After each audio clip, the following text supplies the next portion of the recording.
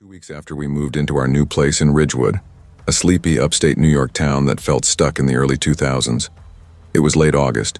Sunlight still held heat, but evenings had a clean edge that hinted at school starting.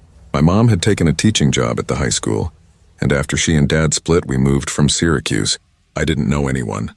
My older sister Tessa was off to college, so it was just me and Mom in a house that smelled like paint. He had a way of pulling details out of the air. A stray joke, a quiet observation that made the world feel a fraction smaller. I noticed nervous habits, picking at his nail when he lied about homework, the flinch when someone mentioned his mom working late, and the way he stared at the ceiling like he was trying to read the cracks. Those things made him human, and quietly dangerous sometimes. Aaron was the first person who didn't treat me like background noise. It was lunchtime on the 4th day of sophomore year when he slid into the empty seat across from me and asked, "New kid?" He didn't wait for an answer before adding, "You look miserable as hell." I laughed because what else do you do when someone names the mood you've been carrying? He had a half-claimed swagger, floppy brown hair, one side of his t-shirt untucked, a sarcastic grin that suggested he knew more than he let on. We started hanging out after school.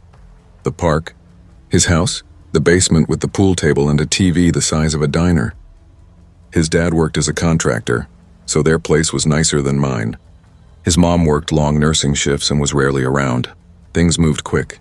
Texts became late-night Call of Duty sessions and a steady stream of memes. He made me feel less like an outsider. So when he asked if I wanted to come over for a sleepover on Friday, I didn't think twice. I remember the exact time. 6:42 p.m.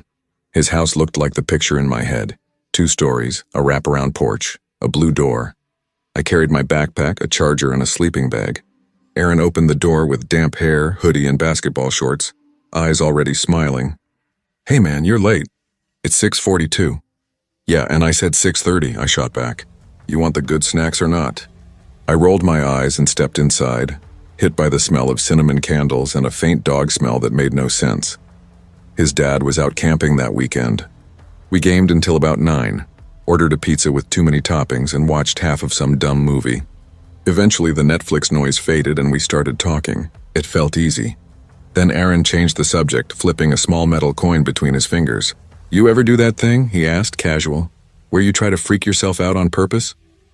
I blinked. "What, like say Bloody Mary in a mirror, watch late-night videos, push until you chicken out?" He shrugged like it was a hobby. I laughed, nervous. "When I was 10, maybe." He smirked.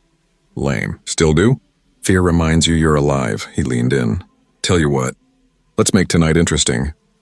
A pulse of something equal parts thrill and dread ran through me. Scary story battle. You tell one, I tell one, vote. Loser sleeps on the floor. I hesitated. "What if we tie?" He snorted. "Then we both sleep on the floor and suffer like peasants." He grinned and I matched him. "You go first," I said. He shoved the courtesy back. "No way, guessed." So I started with a half-remembered Reddit sleep paralysis tale. Shadow at the foot of the bed, the usual. He nodded, barely hiding boredom. "That's it?" he asked. "All right, my turn," he said, and his voice dropped. The room tightened in that way rooms do when someone stops joking. He wasn't playing. "This one's true," he said, eyes on mine. 2 blocks from here. Kid named Dylan 2 years ago. Sophomore like us. Kinda quiet. I moved here mid-year and knew no one. Sound familiar? The knot in my stomach tightened. Aaron told me about the one friend he'd made. The kid who'd invited him over that first night to show him the ropes.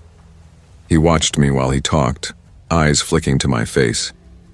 The first night, he'd said, they'd gamed, eaten junk, and tried to sit through a movie. Then someone suggested a game, scary stories. I swallowed. "Okay, what happens next?" I asked. Aaron leaned in until I could taste the mint on his breath. "The new kid never went home," he said. The temperature seemed to drop. For a moment I wanted to laugh, but my throat closed. "Right, and then they didn't bury him," Aaron said slowly. "He just vanished. Parents assumed he ran away. Cops looked at the friend, but they couldn't prove anything." The silence felt thick. Aaron sat back and the grin slid on, practiced. "So, who wins?" I exhaled without thinking. "That isn't a scary story." "That's just wrong," he laughed. "Exactly. Fear isn't all about ghosts. Sometimes the worst part is how well people hide." I should have gone home. Instead, we pretended for hours longer. More videos, my thumb scrolling my phone. He dozed first, snoring softly. I lay in my sleeping bag on the floor, staring at the ceiling, cold settling into my bones. Saturday morning, 8:03 a.m. I woke and Aaron was gone. I thought he'd stepped out, but 20 minutes passed. "Where'd you go?" I texted, no reply. I checked the bathroom, the backyard, the garage. His phone was on the kitchen counter, plugged in, screen dark. A wrong tightness climbed my chest. The basement door was cracked. I pushed it. The steps protested. The basement smelled heavier than I remembered. "Aaron?" I called. Only the fridge hummed and the fluorescent lights buzzed. I rounded the corner and stopped. A mattress was wedged against the far wall. Handcuffs were bolted to the floor. A battered camcorder on a tripod aimed at the mattress. A shoebox sat on a milk crate. My fingers trembled as I lifted the lid. School IDs, 4 of them, faces I half recognized, names that weren't Aaron. My chest dropped. He wasn't his name. I ran, stumbling up the stairs and out the front door, and didn't stop until I reached the gas station 3 blocks away. I locked myself in the bathroom. My hands shook so badly I could barely dial 911. I remember the gas station light making my face look hollow. An attendant knocked. My voice was raw when I said I'd been with a boy who disappeared. The dispatcher asked calm questions that blurred. At the station, an officer folded the report and later showed me a missing person file. Travis Howell, filed 5 years earlier. Same grin, different name. Police arrived. I told them everything. The texts, the pictures, how he'd watched me while he spoke. They went to the house and found nothing. No father, no records, no trace anyone had lived there. The basement was empty, fresh primer still tacky on the drywall. I wasn't delusional. I had screenshots and messages. But one thing wouldn't leave me.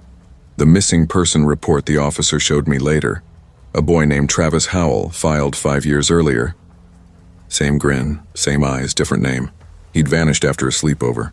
Sometimes I wake up sweating, convinced I hear a shoe scraping on the porch and his grin in the darkness. They never found Aaron. Not his real name. Not where he went.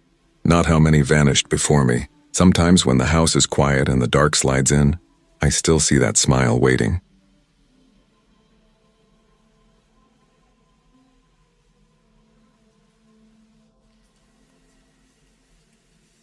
I used to believe heartbreak was something that only came from romance. Breakups, cheating, the kind of silence that comes when someone ghosts you. But I was wrong. At least for me, the worst heartbreak didn't come from a boyfriend. It came from a friend, someone I trusted more than anyone. Someone who had been in my life since I was 10 years old. Her name was Chloe Barnes. We met in 6th grade during recess. I was the quiet kid, tucked under the big maple tree at the edge of the field, reading a Goosebumps book I'd already read 3 times. Out of nowhere, Chloe plopped down next to me, ripped a blade of grass out of the dirt and grinned. "You look like someone who likes weird stuff." That's cool. Just like that, we were friends. No awkward buildup, no hesitation. From that day forward, it was like we were stitched together. By the time we were in high school, people didn't even say our names separately anymore. It was always Maya and Chloe, one word, one identity. She practically lived at my house. My mom called her her second daughter. We watched horror movies under blankets until 3 in the morning, planned imaginary road trips to New Orleans, whispered about boys and teachers and the tattoos we swore we'd get when we turned 18. She was my sister in every way but blood. At least that's what I thought. But things changed. They always do. It started in small, almost invisible ways. 10th grade rolled around and Chloe started hanging out with Jenna Marsh. Jenna was the kind of girl everyone knew. Popular, sharp-tongued, always the first to know where the parties were. She wasn't mean to me, not exactly. She just didn't really see me. And Chloe, she started choosing Jenna more and more. "I'll still see you after school," Chloe would say casually, brushing me off when I asked if she wanted to hit the diner like we always did after math class. "It's just for lunch. I'm trying to mix things up. That was the first crack. Then came the lies. Harmless at first, the kind you want to overlook. She'd tell me she was homesick. Then someone would post a picture of her laughing at Jenna's pool that same afternoon. Or she'd say her phone had died, but I'd watch her snap score tick upward. I didn't confront her. Instead, I made excuses because that's what you do when you love someone, right? You forgive. You tell yourself it's nothing. But then came New Year's Eve, junior year. That's when everything really broke. Chloe invited me to a party at Jenna's house. I didn't want to go. Crowds never sat well with me. But it felt like maybe my last chance to hold on to her, so I said yes. I wish I hadn't. Jenna's house was massive. Steel and glass, every surface gleaming like it belonged in a magazine. Her parents were off in Aspen, so the place reeked of cheap vodka and Axe body spray. The music made the floor tremble under my shoes. People pressed shoulder to shoulder, laughing, shouting, grinding to the bass. Couples disappeared into dark corners. And Chloe? She vanished almost the second we walked in. I spent the next 2 hours drifting between the kitchen and the living room, clutching a cup of flat soda like it was an anchor, forcing myself to look like I belonged when I felt like I was dissolving into the walls. Eventually, I found her. Upstairs. In a bedroom with Jenna, 2 football players, and a bottle of liquor that burned my nose just being near it. Chloe's eyes were glassy, her laugh too loud, too wild. I pulled her aside, my voice tight. "Chloe, maybe you should slow down." She rolled her eyes so hard it almost looked painful. "Stop acting like my mom. God, you're so boring sometimes." That was it. That was the moment. The hard little stone of something colder than sadness formed in my chest. Not grief. Not anger, disgust. We didn't talk for weeks after that. I didn't chase her and she didn't reach out, until one random afternoon she texted like nothing had happened. No apology, no explanation. Just one want to sleep over Saturday. My place. I should have said no. God, I should have. It was mid-February, one of those strange nights where the snow melts just enough to make the whole town feel soggy and gray. Chloe's parents were out of town, and she promised it would be just like old times, movies, snacks, ghost stories. I clung to that promise. I showed up around 7. The house was dark except for a glow of candlelight flickering from the living room. Chloe opened the door in a hoodie and fuzzy socks, smiling like nothing had ever broken between us. Like nothing had changed at all. We ordered pizza, curled up on the couch, and put on some dumb horror flick that we'd both seen a dozen times. For a little while, it almost felt like nothing had ever gone wrong between us. Comfortable, familiar, the way it used to be. I caught myself laughing with her, my guard slipping like muscle memory. Then Chloe leaned back against the cushions and said, "Let's tell scary stories." "Like we used to." I laughed softly. "You mean where we pretend it's just for fun but actually try to terrify each other so badly we don't sleep?" "Exactly."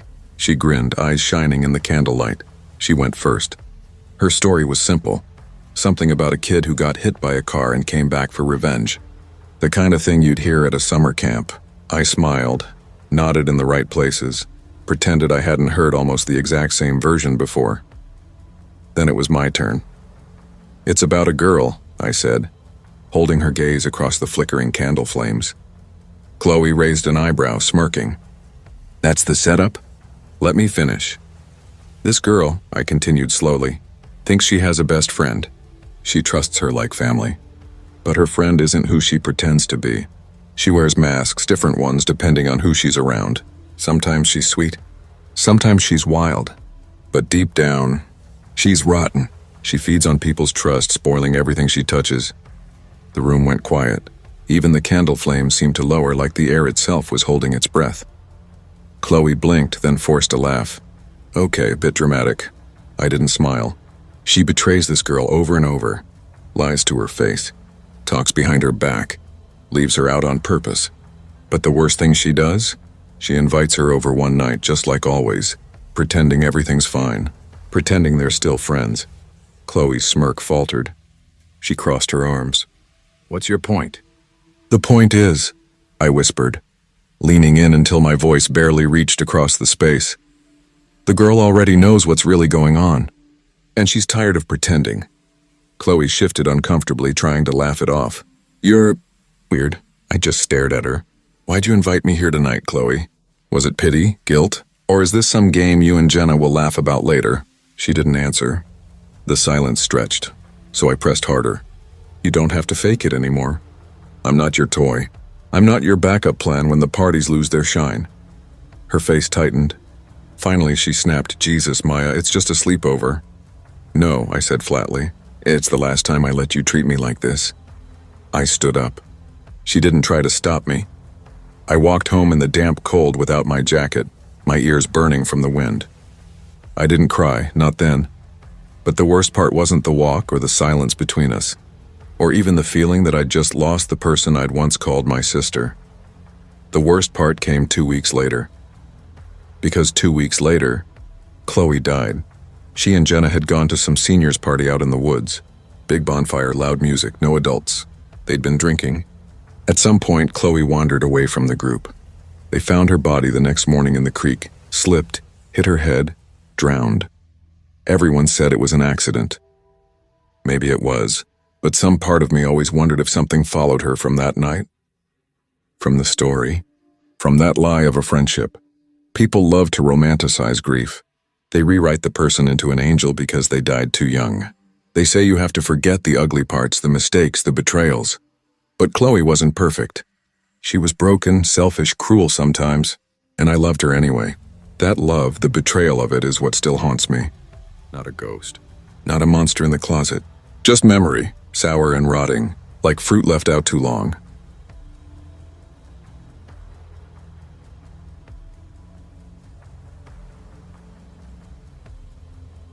I used to believe some friendships couldn't break, that no matter how much life shifted, no matter how far people wandered, the ones who'd grown up alongside you would always stay tethered. But sometimes the fractures start so quietly you don't notice until they've hollowed everything out. By the time you finally see them, it's too late to fix a thing. This was late summer, 1987. I was 16, stuck in Marble Creek, a quiet suburb about an hour outside Stanton, the kind of city people drove into for jobs but came home from to breathe. Marble Creek wasn't exactly rural, not exactly urban either. It was a halfway place where the gas station still had those rubber cords that rang when your tires rolled over them. And you could lean your bike against the library wall without a lock, knowing it'd be there when you came back. My name's Evan. Back then I wasn't anyone special. Just another skinny kid with average grades, always tucked into comic books or hunched over arcade cabinets until my last quarter was gone. My world revolved around one person, Nick Ramirez. He was my best friend since second grade, when he slid half his Pop-Tart across the desk on a rainy recess and told me, "Don't let it get soggy." From that moment, we were a matched set. Same bikes, same Ninja Turtle lunchboxes, later the same faded knockoff Metallica shirts. If you spotted one of us, the other wasn't far. Summers blurred into campouts in each other's yards. Stupid ghost stories whispered through the dark, and hours of Double Dragon until our hands cramped. Nick had this laugh, sharp, high-pitched, almost hyena-like. It was ridiculous, but it always broke me. Even when I didn't understand the punchline, for years that laugh was constant. Then the summer before junior year, things shifted. Nick started hanging with a new crowd, guys who had cars, girls, and a streak of recklessness that made adults sigh. They weren't bad, just older, heavier with something I didn't have. Ty, Brandon, and Keith, the sort of guys who always knew a guy. Nick met them through his cousin at the downtown skate shop. One week he was still sprawled on my floor, blasting through Contra. The next he was turning up in ripped jeans, reeking faintly of smoke. "Dude, you still play that?" he asked one afternoon, watching me fire up the NES. "Yeah," I shrugged. "It's fun." He rolled his eyes. "You gotta come with me sometime. We hang behind the tilt after closing. It's not kid stuff, I promise." I didn't answer. I didn't want to look lame, but something about the way he said it made my stomach knot. By August, our hangouts dwindled. Once a week, then once every 2. When I called, his little sister always picked up. "Nick's out," she'd say, with his new friends. I tried not to take it personal. God, I really did. Then one Thursday, the phone rang. Nick's voice, like no time had passed. "Hey, you want to come to this party Friday?" "Whose party?" "Keith's older brother's place. He's out of town, left the keys. It'll be chill, drinks, music." "Come on, Ev, don't be a ghost." I hesitated. I've never been to a real party. "That's the point. You're coming. I'll pick you up." Friday night, I stood in front of my mirror way too long, trying to land on something that said I didn't care, even though I cared way too much. I settled on my only button-down and a pair of Converse, more duct tape than rubber. Mom raised an eyebrow as I headed for the door. "Where you going dressed like that?" "Just hanging with Nick," I muttered. She paused. "You two haven't hung out in weeks." "I know." Her face softened, but she frowned. Be careful, okay? Yeah, Mom, I will. Nick pulled up around 8 in his cousin's rusted-out Pontiac. Music thumped through blown speakers. He sat in the passenger seat, grinning, a half-empty Coke bottle balanced between his knees, the whiskey sharp even from the back seat. Brandon nodded at me from the wheel. This the dude? Yeah, Nick said quickly. Evan's cool. We drove past the edge of town into one of those new-build neighborhoods. Skeleton houses, no streetlights, only dirt roads and shadows. The party was alive before we even parked. People spilled across the lawn. A girl perched on the hood of a car, legs swinging, laughing into her red cup. Windows glowed orange with movement and sound. Let's go, Nick said, slapping my shoulder. Inside, the music was a physical thing, pounding through my ribs, rattling my teeth. Smoke clung to the ceiling in heavy gray ribbons. The air tasted stale, thick with beer and sweat. Bodies pressed together on the living room floor, people yelling over the music, cups flying as someone launched a ping-pong ball across the table. I tried to follow Nick, but within seconds he disappeared into the shifting crowd, swallowed up like he'd never been there. I lingered against the wall, clutching a plastic cup someone shoved into my hand. I didn't even know what it was, just that it burned all the way down, leaving my throat raw. A guy staggered into me, spilling half of it down my shirt. He didn't even look back, just kept moving. Eventually, Nick popped up beside me, grinning ear to ear. Having fun? He yelled over the bass. Not really, I admitted. He laughed too loud. You will. He dragged me over to meet some girl named Jasmine. She was pretty, with a nose ring and bright eyes, but she was clearly already drunk. She leaned in so close her breath tickled my cheek. Do you like dogs? She slurred. I nodded quickly, forcing a smile, trying not to look like I wanted to bolt. Before I could answer again, Nick was gone. By midnight, the place had thinned out. A lamp lay shattered in the corner, beer soaking into the carpet. Some guy was sprawled unconscious on the staircase with a Sharpie mustache drawn across his face. I finally spotted Nick in the kitchen with Keith and Ty, all three of them glassy-eyed and giggling. You ready? Nick asked, voice dragging, words barely clear. Yeah, I said cautiously. Can your cousin drive us? Ty smirked. Nah, Brandon's got it. He's fine. I glanced at Brandon. He was leaning against the fridge, holding an empty beer can upside down like he'd forgotten how it worked. I don't think... I started. Come on, Nick cut me off, rolling his eyes. It's fine. He drives like this all the time. Something twisted deep in my gut. I can walk, dude, Nick snapped, sharp and defensive. Don't be lame. I looked toward the door. It was miles back home, through dark roads I didn't know. My throat went dry. I climbed into the car. Brandon floored it before I could even close my seatbelt. Tires shrieked. The narrow roads blurred by, lined with dark pine trees and parked cars that seemed far too close. He swerved between lanes, taking turns without slowing, laughter spilling from the front seat like this was all a game. Slow down, man. I shouted. Nick just laughed, eyes glowing. He's good. It happened without warning. A parked sedan loomed at the end of the street. Brandon either didn't see it or didn't care. There was no slow-motion build, no cinematic pause, just a violent crunch of metal on metal and the brutal snap of my body lurching forward. My seatbelt yanked me back, the impact exploding through my chest. Nick wasn't belted. His body whipped forward, skull cracking against the dashboard, then the windshield. The sound, a solid final thud, lodged itself in my nightmares forever. I scrambled out, breath ragged, heart punching my ribs. Brandon was cursing, blood streaming from his nose. The passenger door hung open. Nick lay twisted on the pavement, one arm bent backward, elbow jutting in an impossible angle. Blood seeped into the asphalt around his head. His eyes fluttered, a groan escaping. Call 911, I screamed. Keith had bolted, vanished into the trees. Ty stood frozen, pale, useless. A woman rushed out from a nearby house, cordless phone in hand.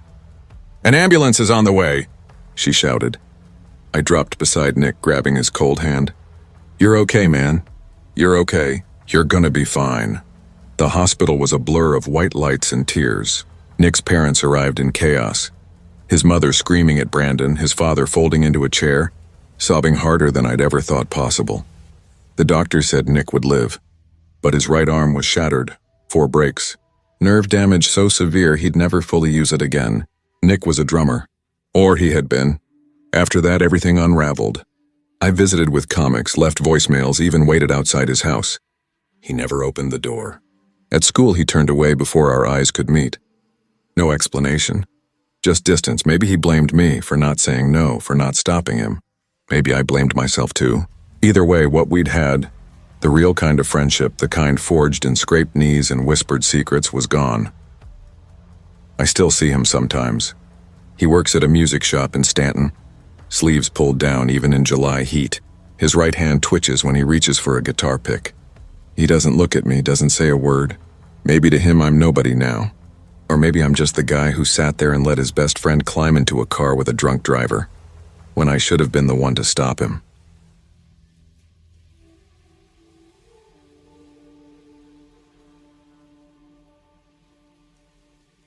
It started during freshman orientation, the kind of week that's supposed to be exciting but feels like an emotional minefield. Everyone pretends they're confident, but beneath the surface, we're all just scared out of our minds. You second-guess every word you say, every laugh you fake, wondering if anyone will actually notice you, or if you'll spend the next 4 years drifting alone. In August 2024, I arrived at Bellwood University, a mid-sized liberal arts school tucked into the heart of Evanston, Illinois. It was the perfect distance from Chicago, close enough to catch the train home for breaks, far enough to feel like an entirely new world. I was a digital media and film studies major, chasing a dream I'd been obsessed with since I was 12, endlessly watching behind-the-scenes YouTube clips of movie sets and special effects breakdowns. The first time I met Isaac Dorn, it was on orientation day. He had that unmistakable aura of someone who would be difficult. Every school has one. The kid who overshares, makes awkward jokes to nobody in particular, tries way too hard to be quirky. He showed up in a long trench coat despite the August heat, round glasses perched on his nose that he pushed up every 5 minutes like he was auditioning for an anime villain role. I shrugged it off at first. Probably nervous, I told myself. We were all new. But during one of the film studies mixers, he cornered me. Not figuratively, literally cornered me. I'd stepped away for water when he appeared, as though he had been waiting, plotting the encounter. "You look like someone who understands Stanley Kubrick," he said, his eyes locked on mine, unblinking. I forced a polite laugh. Yeah, I like The Shining." He didn't smile. His voice had a strange cadence, a mix of intellectual pretense and something sharper underneath, like he was performing calm while calculating. "I didn't say you liked him. I said you understand him," he corrected, and I nodded slowly, unsure of what to say next. "I'm Isaac," he added, finally extending a hand. "And you are?" "Sophia," I said, giving a half-smile, glancing back at the small crowd of students chatting nearby. After that, he just attached himself. I hadn't invited him, and I didn't know how to politely make him disappear without feeling cruel. Over the next week, he started hovering around my group of friends. Nathan, Drew, Alicia, and me. We were all film majors, sarcastic, chill movie nerds who bonded over horror flicks and terrible B-movies. Isaac slowly infiltrated our dynamic. At first, we tolerated him. Most of what he contributed was just awkward. He'd derail conversations with rants about obscure Hollywood conspiracies or turn every topic back to himself. Still, he wasn't actively malicious, just socially off. Then it got uncomfortable. One evening during the second week, we were eating dinner in the student center. Just the four of us. The topic of Isaac came up. "I caught him outside my dorm last night," Alicia said quietly, almost embarrassed. "What?" I asked, my fork halfway to my mouth.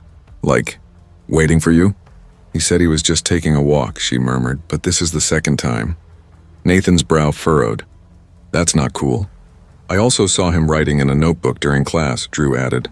"Like, about us. I saw my name. He hid it when I looked." We sat in uneasy silence, the kind that makes your stomach tighten. I tried to rationalize it.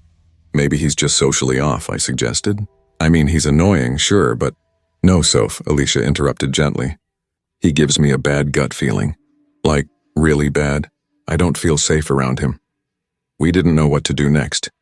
None of us wanted to be the bad guy and confront him directly, so we started pulling away, eating without him, ignoring his texts, drifting, and he noticed. One afternoon, while we were eating outside, he appeared uninvited, standing over us. His face twitched like he was trying to smile but failing. "Why are you all acting like children?" he snapped. Something inside me broke at that moment. I felt a surge of exhaustion, not just from him, but from the constant politeness, the endless dance of avoiding conflict, of walking on eggshells. I was tired, so very tired. I stood up, my chest tight, hands trembling slightly. "You make everyone uncomfortable, Isaac. You barge in, interrupt people, talk over us, and you don't listen. No one hates you, but you don't know how to be part of a group without making it all about you. You creep people out, and we're tired of pretending it's fine." I expected him to scoff, curse, maybe storm off. I didn't expect him to lunge. He grabbed my neck, thumbs pressing into my throat with a crushing force. The world narrowed. The air ripped from my lungs, a sharp buzzing panic filling my ears. I felt his muttering against me, something low, venomous, "Stupid little fake," and I clawed at his arms, desperate. Time stretched, seconds folding over themselves until Nathan and Drew tackled him. Others rushed in, pinning him down. A faculty member screamed for security, the echo of panic bouncing off the walls. When it ended, I was shaking, chest heaving. Ice packs pressed to my neck, a bandage against the red marks, my voice gone for 2 days. We reported everything. The dean's office listened, serious, understanding. Isaac was removed immediately. Days later, I got the email. Isaac Dorn had been permanently expelled from Bellwood University. We thought it was over. Until Thanksgiving break. I was home in Elmwood Park, a quiet suburb outside Chicago. The night was cold, gray, almost silent. Around 10 p.m., I sat in my room scrolling on my phone when I heard it. Knock, knock, knock on my bedroom window. I froze. My parents' room was across the house. We lived in a one-story ranch. Nobody knocks on windows. My heart hammered. Slowly, I pulled the curtain aside. There he was, Isaac, in the same trench coat, standing in our backyard, eyes wide, smiling like nothing had happened. I yanked the curtain closed, my hands shaking, and ran to my parents. "Dad, Mom, someone's outside." My words tumbled over themselves. My dad grabbed a baseball bat. My mom dialed 911. When we returned to my room, he was gone. No footprints. No signs of disturbance. The police took my statement, combed the yard, promised to patrol the area. Nothing. How had he found me? Upstate New York, he shouldn't have known. My address wasn't public. I hadn't posted anything online. I'd blocked him everywhere. I didn't sleep for 3 nights, then came the package. No return address. Just my name, a smiley face. Inside, a scratched DVD of Eyes Wide Shut with the words, "You understood him. You understand me." I broke down, phone trembling in my hands as my parents called the police again. A report was filed, a case opened. They couldn't prove it was him, but I knew. Over the following weeks, the signs kept coming. Flickering lights at night. A note in our mailbox, liar scrawled in red ink. A neighbor mentioning a strange man parked across the street, sitting there for hours, watching. Then just as suddenly, nothing. By winter, the harassment stopped. It's now 2025, I'm a senior. I'm okay. Therapy helps. I have friends I trust. Social media is private, my location hidden. I look over my shoulder more than most people, but I can function. Sometimes I wonder about Isaac. Where he is, if he's still planning, watching, or if he finally moved on. Every knock makes my heart jump, but I've trained myself not to look too long, not to expect to see him. I still think about how we let him in, not physically, but into our group, our space, and how close that almost destroyed me. If you're reading this, if someone gives you a bad gut feeling, don't ignore it, even if they seem harmless. Even if no one else believes you. Sometimes it's not the strangers you need to fear. Sometimes it's the one sitting beside you in class. Sometimes it's the friend you never actually invited.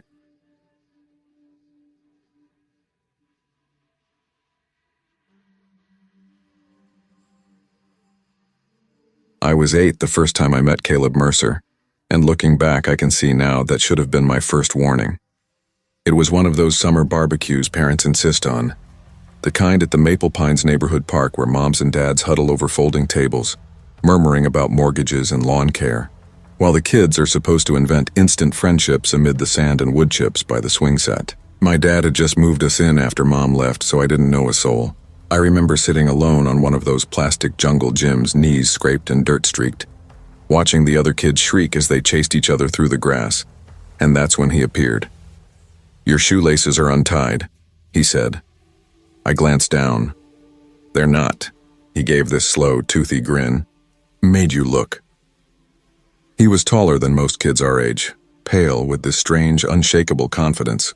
His black t-shirt had holes near the sleeves like it had belonged to someone else first. I didn't laugh, but he didn't leave either. "I'm Caleb," he said. "You look bored. Want to see something cool?"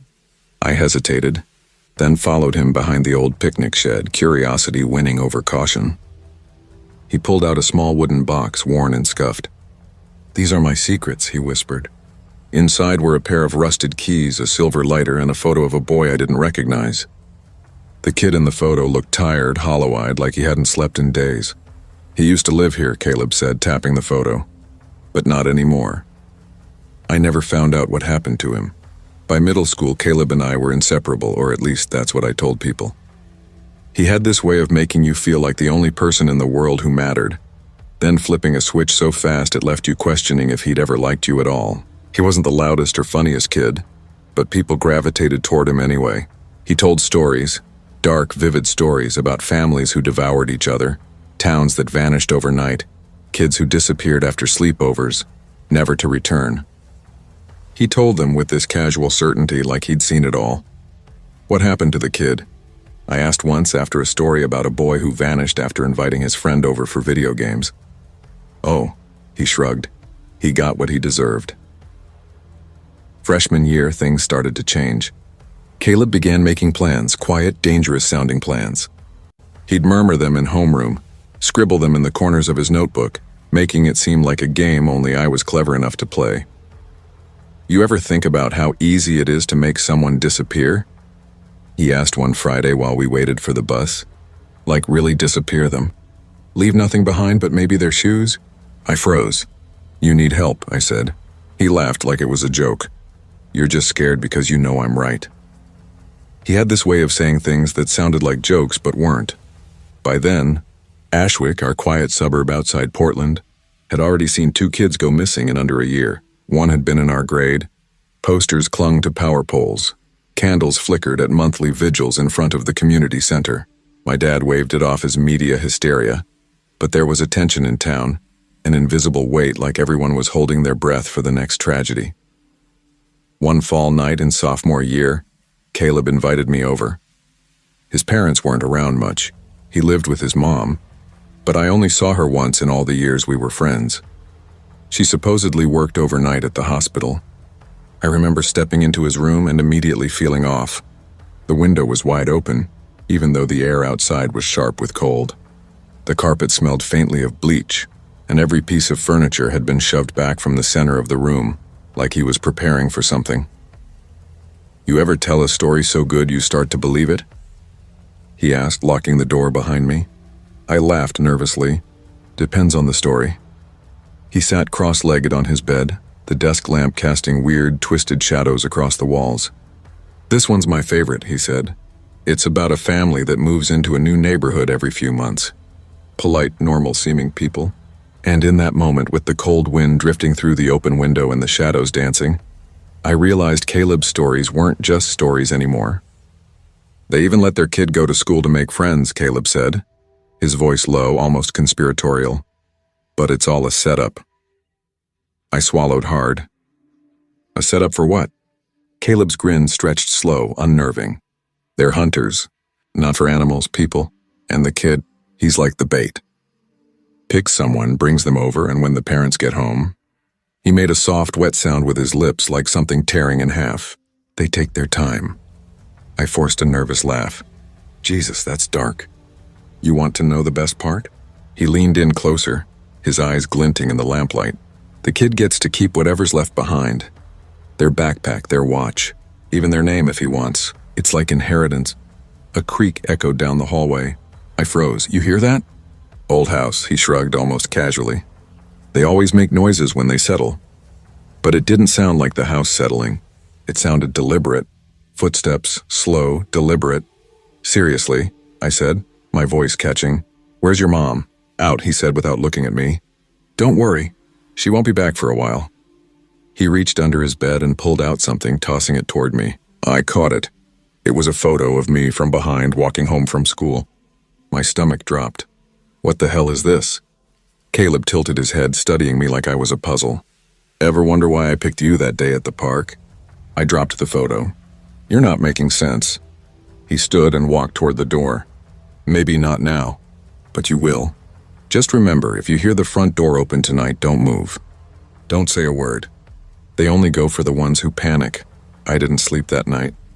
I lay on the floor, staring at the ceiling, every nerve taut, waiting, imagining the front door swinging open. I must have drifted off sometime before dawn because when I opened my eyes, morning had come. The door was open. Caleb was gone. So was the photo. I left silently, heart pounding. After that, we stopped talking. I made excuses, claimed to be busy, and started sitting with other people at lunch. Caleb didn't seem to mind. He just watched me from across the cafeteria like a cat deciding whether it wanted to play with or kill the mouse now or later. The last time I saw him was the week before winter break, senior year. He showed up at my door without warning. Dad had already left for work. I opened the door and he was there, somehow older, hardened like he'd lived through something I couldn't imagine. You still have your watch, he said. I looked down, confused. What? You made it, he smiled. I wasn't sure you would. Most don't. You were always smarter than them. I started to close the door, but he stopped it with his foot. I wanted to thank you, he said softly, for being part of the story. Then he handed me a package wrapped in brown paper. I didn't open it until he had gone.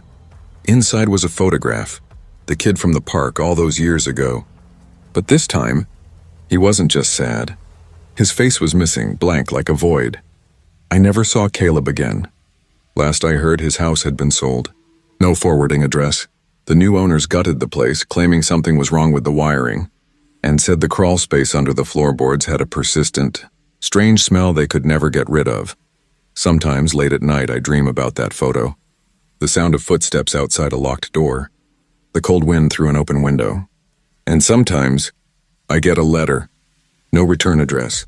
Just a single photograph inside.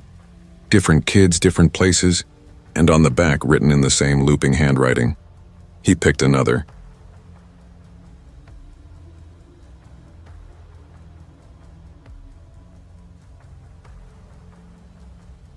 I still think about that year more than I probably should.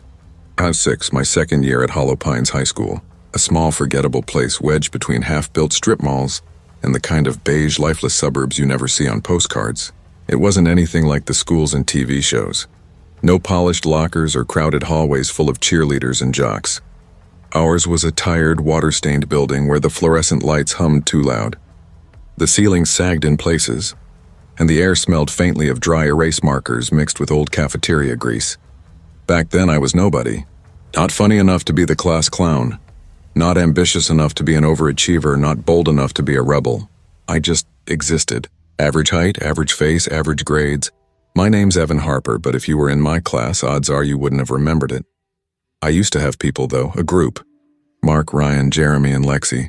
She sort of drifted between us like she belonged but didn't. We'd been tight in middle school, wasting afternoons on Halo marathons, sharing inside jokes no one else understood, and claiming the same lunch table like it was our little kingdom. Back then, it felt like the kind of thing that would last forever. But high school has a cruel way of wearing people down, sanding off the edges until they don't fit together anymore. By the middle of freshman year, the texts stopped coming. I'd scroll through Instagram and see them smiling at the pizza place after school, tagging each other in posts full of jokes I no longer understood. The worst part wasn't being excluded, it was the quietness of it. Nobody said a word. No fight, no goodbye. Just silence, like I'd been patched out of their lives the way you update a phone and lose an old app you never opened. Sophomore year, I stopped waiting for it to change. I ate lunch behind the gym most days, sometimes killing time in the library where I'd hold a book but never really read it. I'd watch the others walk by in groups, laughing, planning weekends. My math teacher once told the class, "High school's where you find your people." The word stuck with me, dug in deep. If that was true, then maybe I didn't have any people at all. Then came Connor. It was a Tuesday in early October, one of those mornings where the air still clung to the last warmth of summer. I was the first one in American history. The room was empty. Chairs pushed out at odd angles like the last class had scattered in a hurry. That's when he walked in, tall, broad-shouldered, with a military buzz cut that made him look older, harder, like he didn't quite belong in a high school classroom. His movements were deliberate, like someone who was used to watching corners, measuring exits. He spotted me sitting alone and gave me a small nod before sliding into the desk beside mine. "Connor," he said, voice low but confident. "Just moved here, Boston." "Evan," I replied. "You picked a hell of a town." He smirked like he already knew what I meant. That was the start. At first I didn't think much of it. Kids came and went all the time in towns like ours. Families always moving, chasing better jobs, cheaper rent, or just trying to get away. But Connor wasn't like the others. People noticed him. Teachers liked that he was smart but quiet. Girls liked that he carried himself with that kind of careless, brooding ease you usually only see in movies. And guys liked him because he didn't seem to care what anyone thought, which somehow made them want his approval even more. Me? I was just the first one who'd talked to him. We started eating lunch together. Not because I asked. Connor found me one day behind the gym sitting on my usual bench. "This spot yours?" he asked, squinting against the sunlight. "Kind of," I said. "Cool." He sat down without waiting for permission. Better than pretending to care what people talk about in there. He jerked his head toward the cafeteria. We talked about dumb stuff at first. Bands we liked, horror movies we'd watched too young, teachers we couldn't stand. But Connor had a way of pulling you in. He told stories about Boston like it was another world. Real fights in alleyways, not the half-hearted shoving matches kids here called brawls. Sneaking onto trains, hanging with older kids, cutting school to sneak into concerts. Half the time I wasn't sure if I believed him, but the way he told it I wanted to. By Halloween we were inseparable. And that's when the shift started. Something subtle, strange. Suddenly people began noticing me, talking to me. After more than a year of being invisible, it was like the world had suddenly noticed me again. People waved in the hallway. Jason from chemistry asked if I wanted to come to a bonfire. Even Lexi, yes, that Lexi, stopped me and asked where I'd been hiding all this time. At first I thought maybe it was me. Maybe I'd changed, grown into myself, started giving off some kind of different energy, but I wasn't stupid. I knew the truth. It was Connor. He was like a center of gravity, and standing close to him made me visible. And God, it felt good. I started drifting toward other groups during lunch. Just now and then at first, then more often. I still saw Connor, but not every day. Sometimes just a nod across the hallway, nothing more. Then one Friday afternoon, he asked if I was going to a party. Some girl named Kendra was throwing it. Someone I barely knew, but yeah, I'd been invited. "Yeah," I said. "You?" He nodded, but his voice was tight, controlled when he answered. "Should be fun." The party was chaos. Kendra's living room was jammed with half the school, everyone shouting over a skipping playlist. I was in the kitchen, half listening to a group from biology, when I saw Connor. He was in the hallway, leaning against a doorframe, his eyes locked on me. He raised a hand, beckoning. When I got there, he said, "Want to step out back? Smoke?" I'd never smoked a day in my life, but I nodded anyway. "Sure." We slipped through the back door, crossed the porch, and kept going until the backyard gave way to the dark tangle of woods. The music thinned behind us into a dull thump. I waited for him to pull out a cigarette, maybe a lighter. Instead, he turned, facing me. "You changed," he said flatly. "What?" I laughed nervously. "You don't hang out anymore. You ditched me. Start a friend, right? Just until something better came along." "It's not like that," I said quickly, hands half raised like words could block the weight of his tone. "I've just been... You think I don't see it?" His voice cut sharp, accusing. "You used me." That's when I noticed the glint in his hand. A knife. "Connor," I breathed, stepping back, heart hammering. "Come on, man." "What is that?" He glanced down at the blade, almost startled, like he'd forgotten it was there. "I'm not going to hurt you," he said, but his voice cracked. "I just wanted you to feel what I feel. Invisible.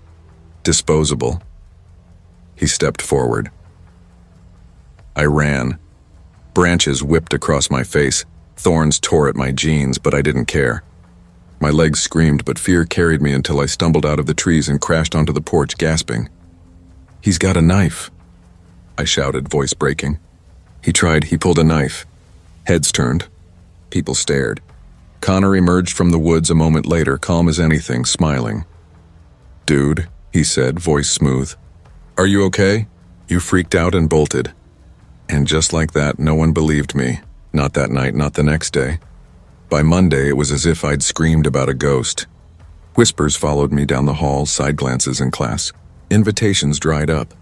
Laughter trailed me. Paranoid, crazy, faker. Connor didn't deny a thing. He didn't have to. He just watched me unravel, smiling that same smile.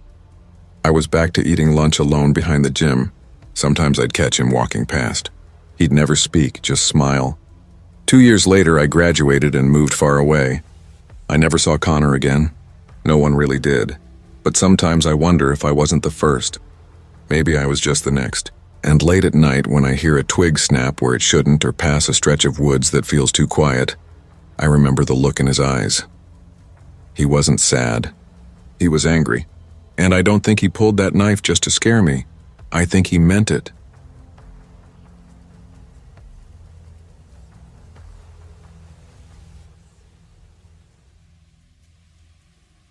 I was 23 when I moved into a small 2-bedroom apartment just outside downtown Milwaukee. It wasn't anything fancy. Flickering hallway lights, water stains bleeding through the ceiling tiles, a heater that clanged and rattled whenever it kicked on. But it was affordable. I liked that I could walk to work. At the time, I was waiting tables at Bella Lucchi's, a mid-tier Italian place. We weren't 5-star, but business was steady and the tips kept me above water. It was my first real taste of living alone. My parents were 2 hours north in Oshkosh, and while we talked once or twice a week, I was learning firsthand what independence actually meant. Rent, groceries, stretching paychecks, dealing with silence. It wasn't glamorous, but I was managing. Not thriving exactly, but surviving. That's when I met Derek. He'd started at Bella Lucchi's as a dishwasher a couple months after me. Wiry frame, shaggy hair, sharp eyes that always seemed to be laughing at something only he knew. His smirk was constant, like he was always 2 steps ahead of everyone else's jokes. People gravitated toward him. I did too. I didn't have many friends in the city yet, and Derek's energy was magnetic. Chaotic, sure, but magnetic. He'd walk into a room and within minutes everyone would be laughing, even if the joke was at his expense. We fell into an easy friendship. After shifts, we'd grab beers at the Copper Tap, sometimes stumble back to my place where he'd crash on the couch.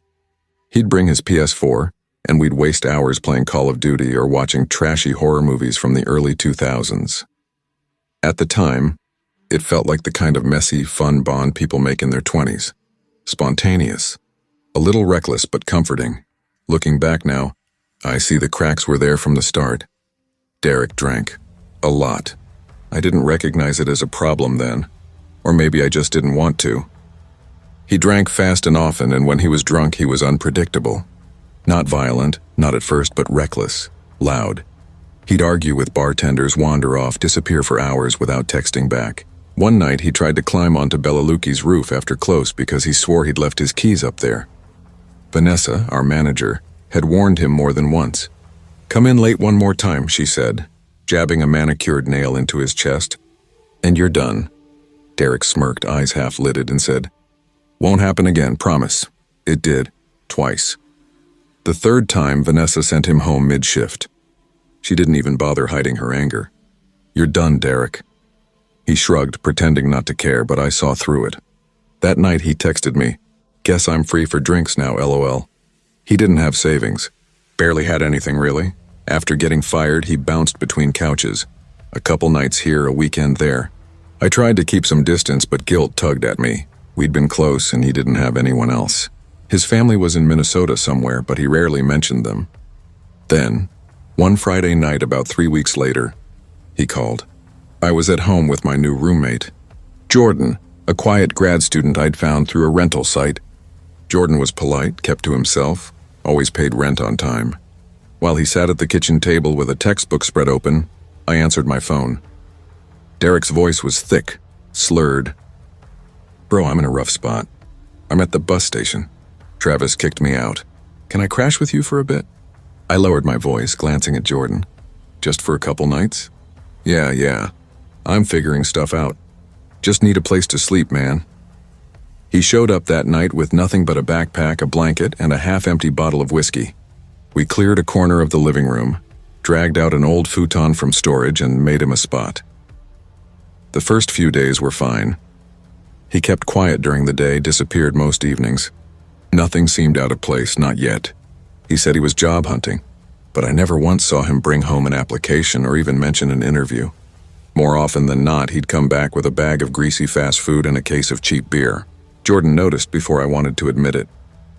"I don't want to be a jerk," he told me one night, lowering his voice like Derek might overhear from the living room. "But he's not really looking for work, is he?" "I think he is," I said, but even as the words left my mouth, I didn't believe them. Things went downhill fast. The drinking got worse. Derek started leaving empty cans on the floor, not flushing the toilet, leaving the front door unlocked when he left. One afternoon, I came home to find him passed out on the futon, music blasting from my Bluetooth speaker, the apartment door wide open to the hallway. Jordan was livid. This is not what I signed up for. I tried talking to Derek, asked him to help with chores, asked if he wanted me to help him look into a rehab program. He just laughed, brushing it off. "I'm fine, man. Just a rough patch." "You ever been jobless in a recession?" It wasn't a recession. He just didn't want to work. The breaking point came at 1 a.m. I woke to shouting in the living room, heart pounding as I threw on a hoodie and rushed out. Jordan and Derek were nose to nose, both red-faced. "Get out," Jordan shouted. "You said 1 week. It's been over a month." "I don't answer to you, man," Derek roared back, eyes bloodshot, his words thick with whiskey. "You think this is your place?" I stepped between them, chest tight. "Enough, Derek, it's time to go."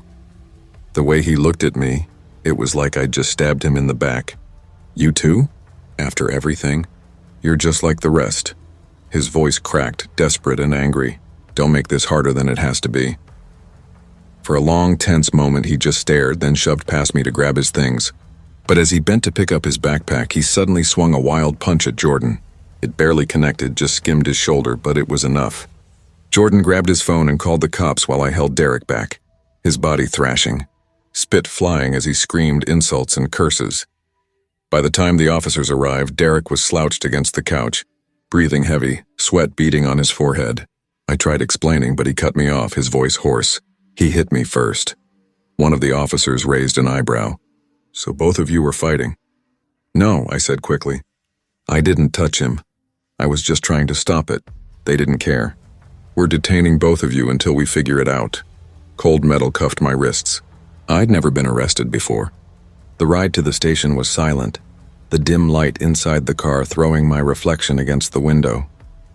I felt humiliated, angry, powerless. 3 hours later, they released me.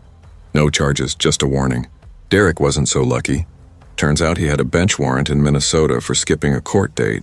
He wasn't walking free anytime soon. I walked home in the pale dawn, my wrists still sore. Jordan was waiting at the kitchen table with a mug of coffee. He didn't say anything, just slid one across to me. That afternoon, I carried Derek's things to the curb, the futon, the blanket, even the PS4 controller he always brought over. That night it rained. From the window, I watched the futon fabric sag under the downpour until it collapsed into the pavement. We didn't hear from him again for months. His number went dead and no one at Bella Lukey's knew where he'd gone. Then, about 6 months later, I saw him again. I was on the 18 bus heading home after a double shift. Rain streaked the windows, fogging the glass. Half asleep with my headphones in, I barely noticed when the bus stopped at Highland and 4th. Someone climbed aboard and out of habit I looked up. It was Derek. He looked thin, hollow. His hoodie draped over him like wet laundry, and his sneakers were worn through at the toes. He didn't look at me, just kept his eyes on the floor, walked past without a flicker of recognition. Or maybe he saw me and just chose not to. I sat frozen, unable to move. He got off 2 stops later. Never looked back. That was it. I still think about him sometimes. Wonder if he's alive, if he ever managed to get clean, if he ever blames me for what happened. But mostly I think about how fragile people really are, how easily someone can unravel when no one steps in, and how people like me convince ourselves it's not our responsibility. Maybe it isn't. but it leaves a scar anyway. And on certain nights, when I walk home past dark alleys and shuttered bars, I catch myself wondering if Derek's still out there, wandering, waiting, or already gone.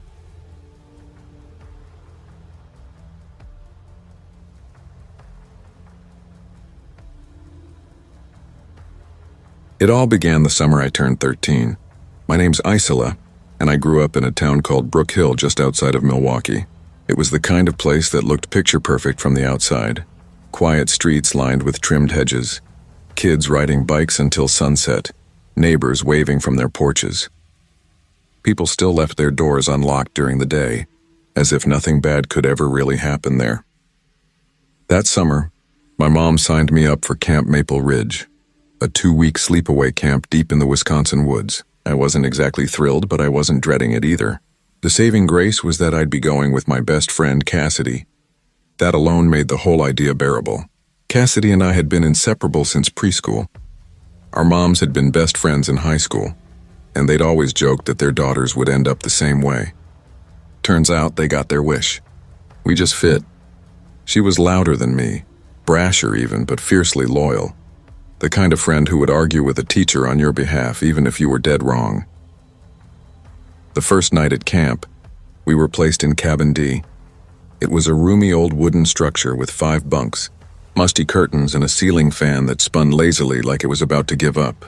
Besides me and Cassidy, we were sharing with 3 others, twin boys named Max and Logan and a girl named Eliza.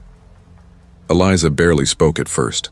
She was pale, with skin that never seemed to catch the sun and thick black hair always tied back in a braid. She wore long sleeves even when the heat made the rest of us sweat through our shirts.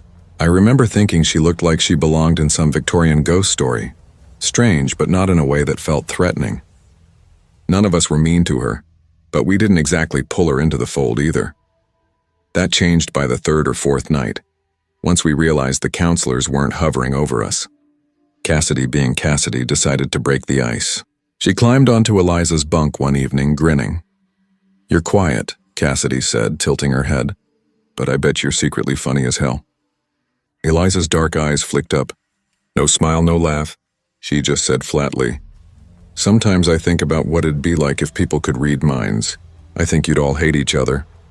It was such a weird response that we burst out laughing anyway. And that was Eliza's way. Strange, unsettling even, but somehow magnetic. You couldn't quite pin her down, but you wanted to try. By the end of those 2 weeks, the 5 of us had become a group. Me, Cassidy, Max, Logan, and Eliza. When camp ended, we stayed in touch. First with texts and Snapchat streaks, then with calls, group chats, and eventually weekend sleepovers.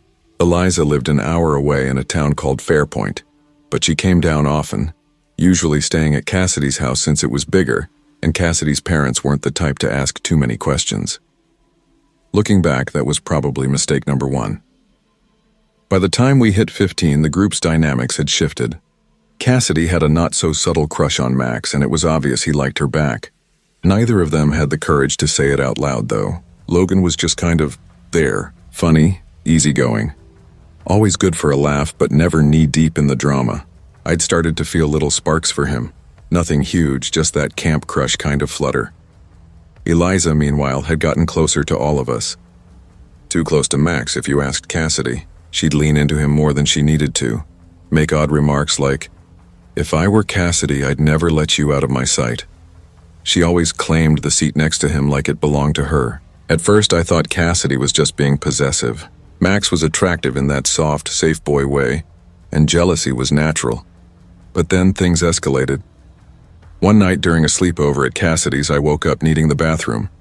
The house was dark and still, the kind of quiet that feels thick. On my way back to bed, I froze. Eliza was standing in the hallway outside the guest room where Max and Logan were sleeping. She wasn't moving, just staring at the door, her arms hanging at her sides like she'd been rooted there for hours. "Eliza?" I whispered. Her head turned slowly, almost reluctantly, like she was waking from a trance. "Just getting water," she murmured, and then drifted toward the kitchen. But I stood in the dark for a long time, listening. The fridge never opened. No water ran. Minutes passed, then an hour, and she never came back to her bed. I lay down, eyes wide open, pretending to sleep. That was the first time I felt something sharp and cold in my chest around her. Fear. The years rolled on. We all graduated from Brook Hill High together. Me, Cassidy, Max, and Logan. We ended up at UWM just half an hour away. Eliza applied but didn't get in. She went off to some small private college in Michigan instead. I wouldn't say we cut her off completely, but the distance made it easy to drift. The texts slowed, the snap streaks ended. We stopped inviting her places, and she stopped asking. Life was good. Cassidy and Max finally admitted how they felt about each other and got together. I ended up with Logan. After college, the four of us rented a 2-story house near the lakeshore. For a while, it felt like everything was exactly how it was supposed to be. Me, Cassidy, the twins, and sometimes Logan's cat, Pepper, who clearly believed the house belonged to her, settled into an odd, easy rhythm. 2 months before Cassidy and Max were supposed to get married, my phone buzzed with a Snapchat ping from an old group thread called Camp Chaos. For a second, I thought it was a mistake and almost deleted it, but curiosity won out. Eliza, hey guys, I'm back in town for a while. Would love to catch up. Cassidy shot me a private message right away. Cass, oh hell no.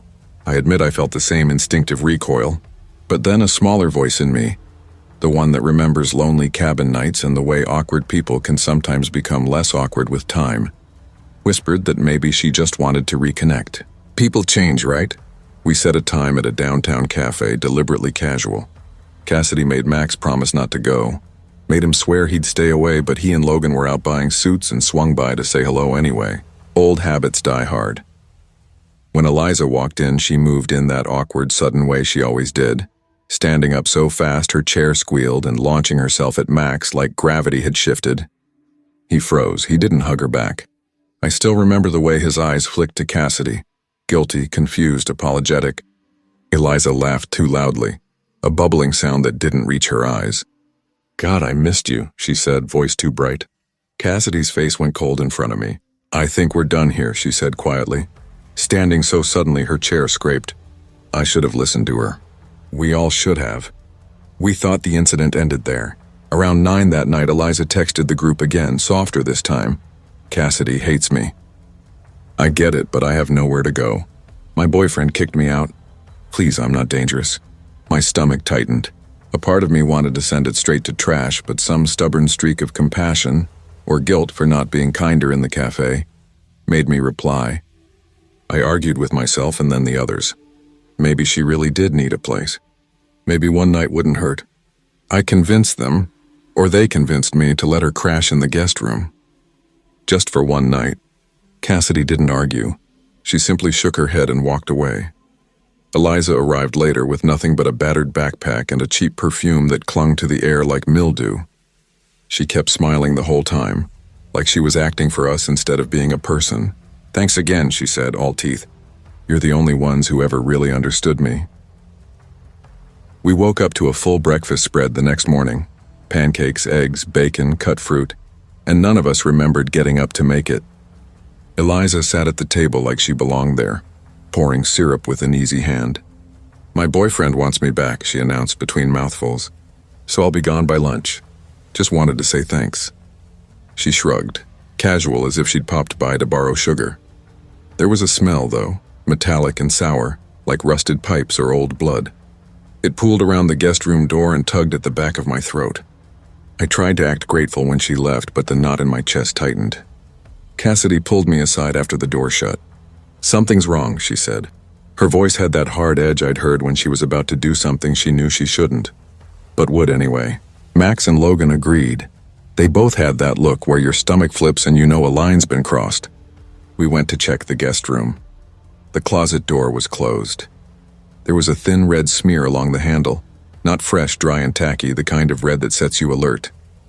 Cassidy opened it slow, like some of us still hoped for an explanation. A spilled pen, paint, some ridiculous accident. What was inside chased the air out of me. Photographs, dozens of them, tacked and taped and tumbled on the closet floor and pinned to the back of the door. They were of us. Camp snapshots with muddy knees, candid college pictures, nights out, even images I knew had been taken inside our house, photos we had never posted. My face and Cassidy's were sliced out.